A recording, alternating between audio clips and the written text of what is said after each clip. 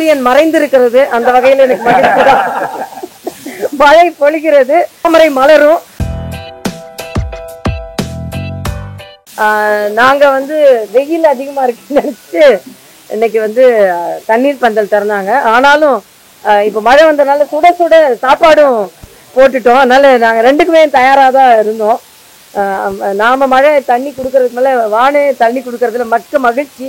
ஏன்னா அந்த சூடு தணிக்கணும் அப்படின்றதுல நாம எல்லாருமே அக்கறையா இருக்கிறோம். மக்கள் எல்லாரும் மகிழ்ச்சியா இருக்க வேண்டும். அப்படிதான் சூரியன் மறைந்திருக்கிறது, அந்த வகையில் எனக்கு மகிழ்ச்சி தான். மழை பொழிகிறது, மழை பொழிந்தால் குளங்கள் எல்லாம் நிரம்பும், குளங்கள் எல்லாம் நிரம்பினா தாமரை மலரும், அந்த வகையில் எனக்கு மகிழ்ச்சி தான். அதனால இன்னைக்கு பொதுமக்கள் ஏதாவது ஒரு வகையில அவங்க மகிழ்விக்கணும். அதுதான் நம்மளோட இது. ஆரோக்கியமா அவங்க இருக்கணும், அவங்க ஆரோக்கியமா இருக்கணுன்றதுக்காக தான் ஆரோக்கியமான உணவுப் பொருட்கள் நம்ம கொடுத்துருக்கிறோம். நம்ம தமிழ்நாட்டுல எல்லாருமே மகிழ்ச்சியா இருக்கணும் அப்படின்றதான் நம்மளோட எண்ணம். ஆனா மகிழ்ச்சியா இருக்கிறார்களா அப்படின்றதான் மிகப்பெரிய கேள்விக்குறி. இன்னைக்கு தமிழகத்துல நம்ம எல்லாம் நினைக்கிறதை விட போதைப் பொருள் நடமாட்டம் மிக அதிகமாக இருக்கிறது. இளைஞர்கள் மிக அதிகமாக பாதிக்கப்படுகிறார்கள். பஸ்ல மக்கள் மட்டும்தான் போவாங்க நம்மளாம் நினைச்சிட்டு இருந்தோம். இப்ப கத்தி, கபடா, துப்பாக்கி எல்லாமே பஸ்ல இப்ப டிராவல் பண்ணுது. நேற்றைய தினம் நீங்க பாத்தீங்கன்னா திருநெல்வேலியில சீட்டுக்கு அடியில, சீட்டுக்கு மேல மக்கள் உட்கார்றாங்க, சீட்டுக்கு அடியில இதே மாதிரி கத்தி, அருவாள், துப்பாக்கி எல்லாம் போகுது, பயணம் செய்யுது. இது மிக மோசமான கலாச்சாரம் தமிழகத்தில் தலையெடுத்து இருக்கிறது. இந்த கூலிப்படை கலாச்சாரம் மறுபடியும் தலையெடுத்து இருக்கிறது. கொலை, கொள்ளை அதிகரித்திருக்கிறது, திருட்டு அதிகரித்திருக்கிறது. இதற்கெல்லாம் மாநில அரசு பதில் சொல்லிதான் ஆக வேண்டும். அதே மாதிரி இன்னைக்கு டெங்கு தினம். டெங்கு சனாதனத்தை டெங்கு மாதிரி ஒழிப்பேன்னாங்க, ஆனா டெங்குவே ஒழிக்கல. 10 மாவட்டங்கள்ல டெங்கு அதிகரித்திருக்கிறது. இது அரசாங்கம் உடனே தடுப்பு நடவடிக்கைகளில் ஈடுபட வேண்டும். ஏன்னா டெங்கு என்பது மிக கொடுமையான கொசுக்களினால் வரக்கூடிய ஒரு நோய், அது தடுக்கப்பட வேண்டும். இன்னைக்கு வெயில் காலம் தாண்டி இப்ப மழை வர ஆரம்பித்திருக்கிறது. மழைனாலே நம்ம தமிழகத்துல எந்த அளவிற்கு முன்னேற்பாடு இருக்கிறது என்று நமக்கு தெரியாது. வெள்ளத்தில் மக்கள் தத்தளித்து இருக்கிறார்கள். அதனால உடனே அரசாங்கம் தடுப்பு நடவடிக்கைகளில் ஈடுபட வேண்டும். எல்லாவற்றிற்கும் மேலாக மக்கள் பாதுகாப்பாக இருப்பதை உறுதி செய்ய வேண்டும் என்பது எனது கருத்தாக இருக்கிறது.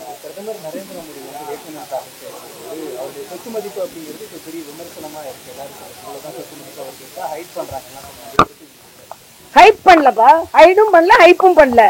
ஹைப்பா இல்ல அவரது உயரம் இல்ல. ஒரு சாதாரண ஒரு குடிமகனுக்கு இருக்கின்ற அளவுதான் அவருக்கு சொத்து இருக்கு. ஏன்னா அவர் நாட்டு மக்களின் சொத்து.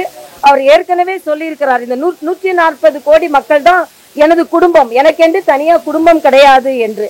ஆக ஒரு எளிமையாக ஒரு பிரதமர் இருக்கிறார் என்பதைத்தான் நம்ம பார்க்க வேண்டும். அப்ப யாருக்கு அவர் உதவி செய்வார், யாருக்கு பணியாற்றுவார்? இந்த மக்களுக்கு பணியாற்றுவார். அதைத்தான் நாம சொல்ல போகிறோம். ஏனென்றால் வாரிசு அரசியல் வைத்துக் கொண்டு குடும்பங்களுக்கு உதவி செய்து கொண்டு அவர்களுக்கு பதவி கொடுத்து அவர்களுக்கு பலன் கொடுப்பதை மற்ற கட்சிகள் எல்லாம் செய்து கொண்டிருக்கும் பொழுது, குறிப்பாக காங்கிரஸ் போன்ற கட்சிகள் செய்திருக்கும் பொழுது, மக்களுக்காகவே நான் இருக்கிறேன் என்பதைத்தான் அவர் சொல்கிறார். அது உறுதி செய்யப்பட்டிருக்கிறது அவரது வேட்புமனுவின் மூலமாக.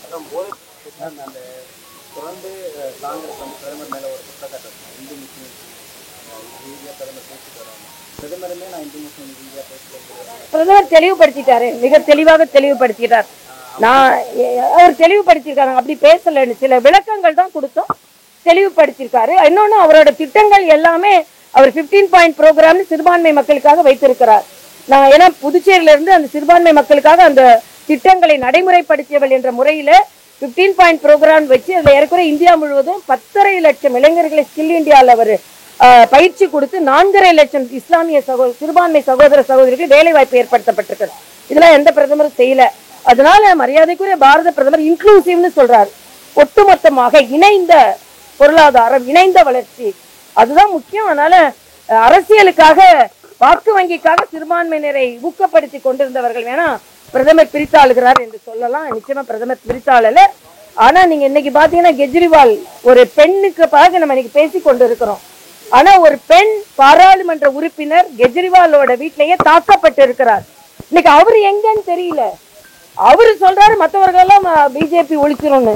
ஆனா இவர் கூட இருக்கிறவங்களையே இவர்கள் காணாமல் போகும் அளவிற்கு இவர்கள் செய்து கொண்டிருக்கிறார்கள் என்றால் இந்தி கூட்டணியின் நிலைமையை மக்கள் புரிந்து கொள்ள வேண்டும் என்பது எனது கருத்து. நன்றிப்பா.